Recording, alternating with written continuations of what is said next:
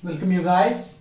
In last class we have discussed about some leaf modifications, tendrils, spines and a field load. Now we are going to discuss remaining other leaf modifications. So next one we will discuss about trap leaves.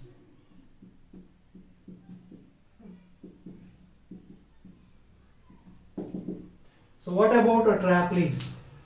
The leaves are trapping some insects. So why? What is the need of trapping? So because generally some of the plants it is grown in a nitrogen deficient areas. Like if we will take a Nepenthes, Drosera, Utricularia. So these are the plants. So generally those are grown in a nitrogen deficient areas. So they require nitrogen for its plant development. So that's why if there is no nitrogen in that environment, that will take nitrogen from the insects, right? So how they will take nitrogen from the insects? The leaves are modified into to trap those insects. So these are modified in a different ways for the purpose of attracting of insects. So those types of leaves are called as what? Trap leaves. So see, in trap leaves,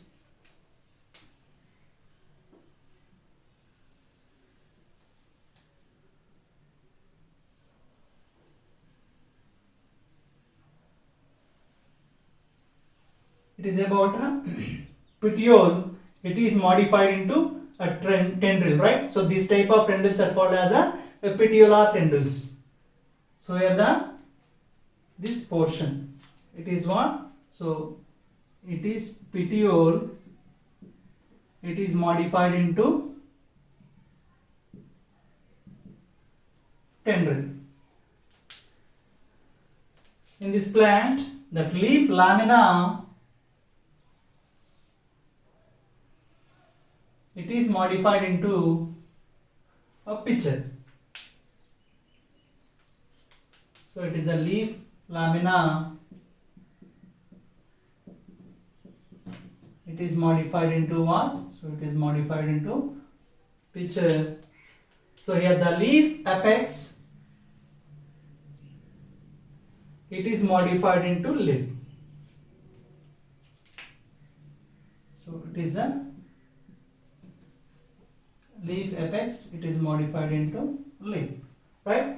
So the leaves are modified in this manner to attract all those insects.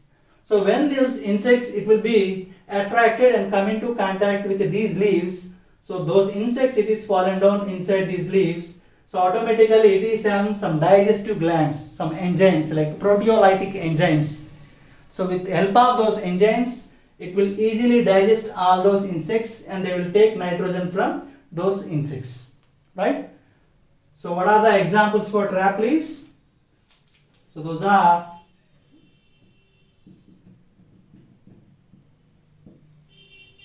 Nepenthes, Drosera, Utricularia, right? So these are the examples for trap leaves. So next modification is reproductive leaves.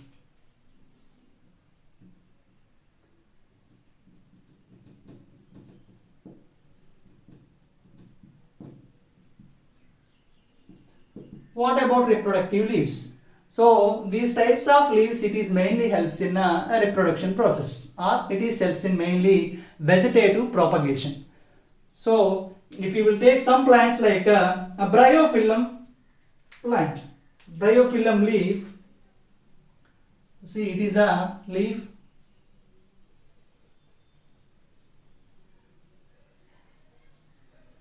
So in this leaf, here it will produces at the leaf margins adventitious buds, epiphyllous buds. So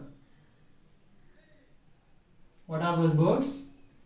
So those are epiphyllous buds. Epiphyllous buds means the buds it is originated at the leaf margin, right?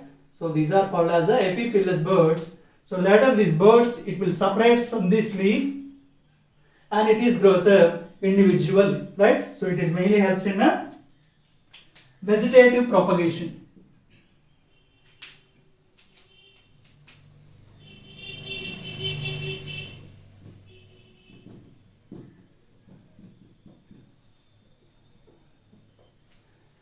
So next modification is scale leaves.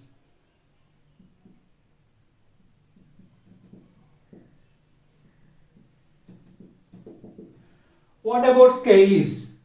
So generally those scale leaves are colorless structures. So generally those are found in some underground stem modifications. If you will take rhizome it is grows horizontally to the soil. So at every node portion that is surrounded by scale leaves. What is the function of the scale leaves? It is helps in to protect the bird, and along with that it is helps in to reduce the water loss, because those are present in a xerophytic habitat. So see, so it is about a rhizome, it is grows horizontally to the soil. The characteristic feature of stem, it is having what? So it is having nodes. These are nodes. At every node portion, here it is a scaly leaves are present. It is helps in to protect the bird, and it is helps in to reduce the water loss. So example for this one is a gingiber.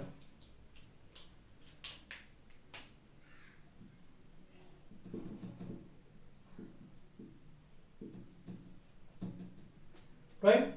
So it is about leaf modifications. So I hope it is helpful for you guys. So if you like this video, please hit the like button and subscribe for more videos. Thank you.